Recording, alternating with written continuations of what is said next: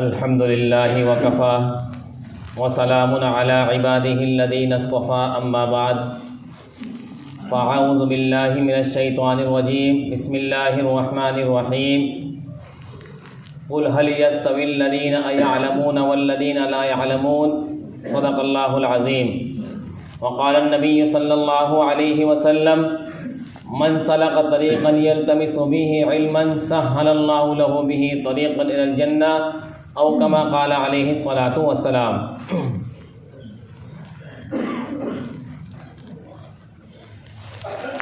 حیرت ہے کہ آج کا مسلمان تعلیم کے معاملے میں پیچھے ہے، جس کا آغاز ہی اقرا سے ہوا تھا۔ بزرگان محترم اور حاضرین مجلس، آپ حضرات نے پچھلے ہفتے تعلیم سے متعلق، علم سے متعلق اور اقرا سے متعلق بہت ساری باتیں آپ حضرات نے سماعت فرمائی۔ آج کا بھی موضوع تعلیم کے اوپر ہی ہے، اور اللہ تبارک و تعالیٰ نے قرآن حکیم میں بیان فرما دیا، قل هل يستوي الذين يعلمون والذين لا يعلمون۔ اے محمد پیغمبر صلی اللہ علیہ وسلم کہہ دیجئے کہ کیا جاننے والے اور نہ جاننے والے برابر ہو سکتے ہیں؟ جہاں پر بھی پورے قرآن کریم کے اندر اللہ تبارک و تعالیٰ نے قل کا استعمال کیا ہے، وہاں آپ صلی اللہ علیہ وسلم کو مخاطب کر کے فرمایا ہے کہ محمد پیغمبر صلی اللہ علیہ وسلم آپ کہہ دیجئے۔ میں نے آپ حضرات کے سامنے آپ صلی اللہ علیہ وسلم کی حدیث مبارکہ بیان کی ہے، جس کا ترجمہ یہ ہے کہ من سلک طریقا یلتمس به علما سهل اللہ له به طریقا الی الجنہ، کہ جو شخص علم دین کے راستے میں نکلتا ہے اور جو شخص علم دین کو حاصل کرنے کے لیے نکلتا ہے، اللہ تبارک و تعالیٰ اس کے راستے کو آسان فرما دیتے ہیں۔ بزرگان محترم اور حاضرین مجلس، آپ حضرات نے ماشاءاللہ پچھلے ہفتے تعلیم سے متعلق بہت ساری باتیں سماعت فرمائی۔ تعلیم کو مذہب اسلام نے اتنی اہمیت دی ہے کہ تعلیم کے بنا انسان ادھورا ہے، علم کے بنا، ایجوکیشن کے بنا انسان ادھورا ہے۔ آپ حضرات اس واقعے سے اندازہ لگائیں گے کہ تعلیم کی کتنی اہمیت ہے۔ پرانے زمانے میں، زمانے قدیم میں اتنی زیادہ روشنی نہیں ہوا کرتی تھی، اتنی زیادہ لائٹ نہیں تھی، اتنی زیادہ رات میں روشنی نہیں ہوا کرتی تھی، لیکن تعلیم کو کتنی زیادہ اہمیت دی گئی ہے، آپ اس واقعے سے اندازہ لگائیں گے۔ ایک صاحب تھے، ایک بزرگ تھے کہ وہ تعلیم کے معاملے میں اور پڑھنے کے معاملے میں تعلیم کو اتنی زیادہ اہمیت دیتے تھے کہ وہ رات بھر اور دن میں بھی پڑھا کرتے تھے۔ رات کو بھی پڑھنے کا ان کا معمول تھا، کہ جیسے بہت سارے حضرات کا معمول ہوتا ہے کہ رات کو پڑھائی کرتے ہیں۔ زمانہ قدیم میں لائٹ تو نہیں تھی، چراغ جلاتے تھے اور چراغ کی روشنی میں تعلیم حاصل کرتے تھے، چراغ کی روشنی میں مطالعہ کرتے تھے، چراغ کی روشنی میں پڑھا کرتے تھے۔ تو ایک مرتبہ کا واقعہ ہے کہ ایک صاحب نے ایک دکاندار سے یہ کہا، اس کی بازار میں دکان تھی اور بڑی دکان تھی، تو انہوں نے ایک صاحب نے ان سے درخواست کری، دکان کے مالک سے، کہ میں آپ سے یہ درخواست کرتا ہوں کہ رات کو مجھے آپ پڑھنے کی اجازت دے دیں اور آپ رات میں چراغ جلا لیا کریں۔ آپ کا دکان کے اندر لاکھوں کا سامان رکھا ہوا ہے، آپ کی دکان کی میں نگرانی بھی کرتا رہوں گا، اور اس روشنی میں، چراغ کی روشنی میں اس کا مطالعہ بھی اپنی کتاب کا مطالعہ بھی کرتا رہوں گا۔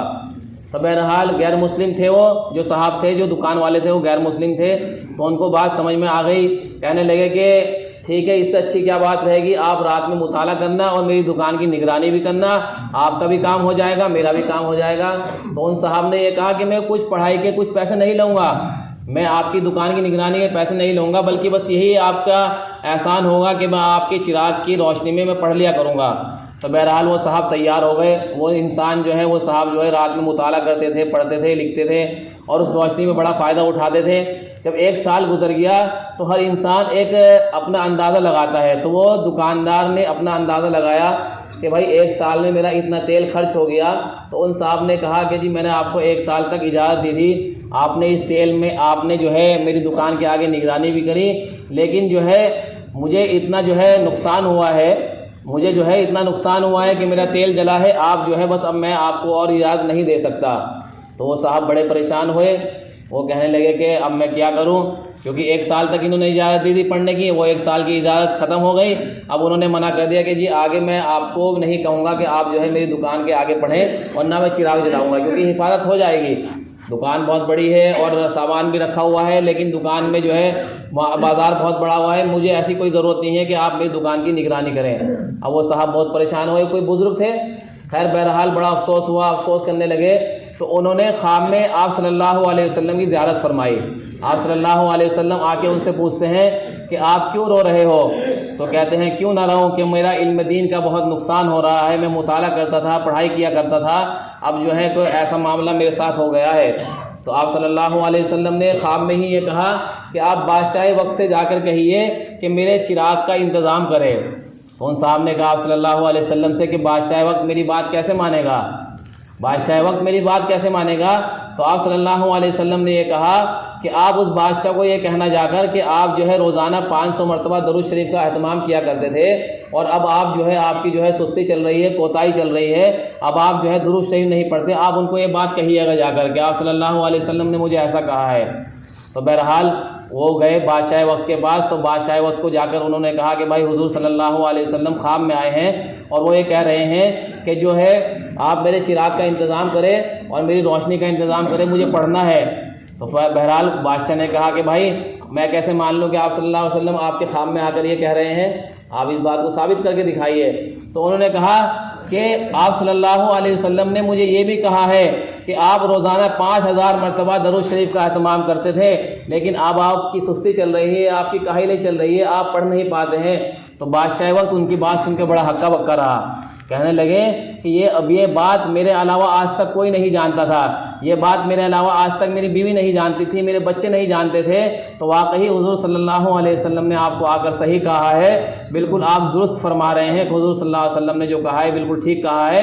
پہلے میں 500 مرتبہ درود شریف کا اہتمام کیا کرتا تھا، لیکن اب جو ہے میں پڑھ نہیں پا رہا ہوں، وہ میں آپ صلی اللہ علیہ وسلم کی نذرانہ عقیدت میں خدمت عالیہ میں درود شریف کا اہتمام نہیں کر پا رہا ہوں۔ تو بہرحال ان بادشاہ وقت نے کہا کہ نہیں میری غلطی ہے اور میں آپ کی بات کو مانتا ہوں۔ تو بہرحال بادشاہ نے جو ہے ان کی چراغ کا انتظام کیا، ان کی روشنی کا انتظام کیا، اور انہوں نے اس روشنی میں پڑھا اور لکھا اور اپنے وقت کے بہت بڑے عالم اور بہت بڑے بزرگ ہستی بنے۔ پڑھنے کی اتنی بڑی اہمیت ہے، آپ اندازہ لگا لیجئے کہ وہ صاحب راتوں کو روشنی ڈھونڈا کرتے تھے کہ کہیں پر روشنی ملے اور ہم اپنی کتاب کا مطالعہ کریں، اور اس تعلیم نے ان کو اتنا چمکایا، اتنے بڑے وقت کے اپنے بڑے عالم بنے کہ دنیا میں بھی ان کا نام اور آخرت میں تو ان کے لیے کامیابی ہے۔ تو میرے محترم بزرگ و دوستو، تعلیم کو اتنی بڑی فضیلت دی گئی ہے، تعلیم کو اتنی بڑی اہمیت دی گئی ہے کہ انسان جب تعلیم حاصل کرتا ہے، انسان جب ایجوکیشن کو حاصل کرتا ہے تو اچھے برے کی تمیز اس کو ہوتی ہے۔ انسان جب تعلیم حاصل کرتا ہے تو اس دنیا میں بھی اس کا نام ہوتا ہے اور آخرت میں بھی اس کا نام ہوتا ہے۔ لیکن آج اندازہ لگا لیجئے ہم کہاں ہیں۔ اللہ تعالیٰ نے قرآن حکیم میں بیان فرمایا ربنا انا اطعنا سادتنا وکبراءنا فاضلونا السبیلا، اے ہمارے رب ہم نے تو اپنی بڑوں کی پیروی کی اور ان کا کہنا مانا، ہمیں تو انہوں نے گمراہ کیا ہے۔ میرے محترم بزرگ و دوستو، اگر آج ہم نے اپنے بچوں کی فکر نہیں کری اور اگر آج ہم نے اپنے بچوں کو نہیں پڑھنا لکھنا سکھایا تو میرے محترم بزرگ و دوستو، بچے تو کل قیامت میں گربان پکڑ کر اللہ کے سامنے یہ کہہ دیں گے اے ہمارے رب ہماری کوئی غلطی نہیں ہے، ہمارے والدین نے ہمیں نہیں پڑھایا لکھایا۔ اے ہمارے رب ہماری کوئی غلطی نہیں ہے، ہمارے والدین نے ہمیں کبھی گناہوں سے ٹوکا ہی نہیں ہے۔ اے ہمارے رب ہماری کوئی غلطی نہیں ہے، ہمارے والدین نے کبھی ڈانس کرنے سے ہمیں منع نہیں کیا۔ اے ہمارے رب ہماری کوئی غلطی نہیں ہے، ہمارے والدین نے کبھی گندے کام کے لیے ہمیں ٹوکا ہی نہیں ہے۔ تو آپ اندازہ لگا لیجئے بچوں کے اوپر کوئی بات نہیں آئے گی، گربان صرف اللہ تعالیٰ کے یہاں والدین کا پکڑا جائے گا۔ اگر آج ہم نے اپنے بچوں کی صحیح تربیت نہیں کی، ان کو صحیح اچھی طرح پڑھایا لکھایا نہیں اور ان کی دیکھ بھال نہیں کری کہ وہ کیا کر رہا ہے، کون سے گناہ میں مبتلا ہے، کس کام میں جا رہا ہے، کہاں جا رہا ہے، کہاں سے آ رہا ہے، اگر ہم بے فکر ہو گئے تو میرے محترم بزرگ و دوستوں کل قیامت کے دن اللہ کے یہاں گربان پکڑا جائے گا ضرور، اور پکڑ ہوگی ہر حال میں۔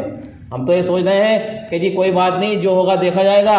نہیں میرے محترم بزرگ و دوستو، اگر میں نماز پڑھ رہا ہوں، میرا بچہ اگر نماز نہیں پڑھ رہا ہے تو اس کی ہمیں فکر کرنی ہے۔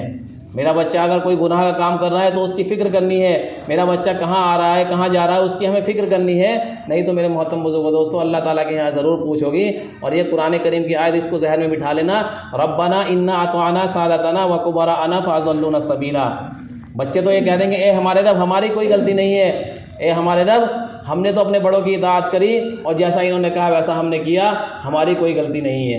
تو میرے محترم بزرگوں دوستو، ہمیں چاہیے کہ صحیح تعلیم کے ساتھ صحیح تربیت بھی کریں۔ اگر تعلیم اپنے بچوں کی کرا رہے ہیں تو صحیح تربیت کا بھی ان کا خیال رکھیں کہ بھائی ہمارا بچہ اگر تعلیم حاصل کر رہا ہے تو وہ تعلیم اس کو فائدہ دے رہی ہے، نقصان دے رہی ہے، وہ تعلیم اس کو کہیں غلط راستے پہ تو نہیں لگا رہی ہے۔ تعلیم کے ساتھ ساتھ تربیت کا ہونا بھی بہت ضروری ہے۔ تو میرے محترم بزرگوں دوستو، اللہ تعالیٰ سے میں یہی دعا کرتا ہوں کہ اللہ تعالیٰ ہمارے اندر تعلیم کا شوق پیدا ہو، ہمارے بچے انجینئر بھی بنے، ہمارے بچے ڈاکٹر بھی بنے، ہمارے بچے ایڈوکیٹ بھی بنے، اور ہمارے بچے عالم اور مفتی اور قاضی بھی بنے۔ تو ہمیں چاہیے کہ ہم اپنے بچوں کو پڑھائیں، علم دین بھی سکھائیں اور دنیا کی تعلیم بھی سے ان کو آگاہ کرائیں۔ اللہ تعالیٰ سے میں دعا کرتا ہوں اللہ تعالیٰ کہنے اور سننے سے زیادہ عمل کرنے کی توفیق عطا فرمائے۔ وما علینا الا البلاغ المبین۔ جن حضرات نے سنت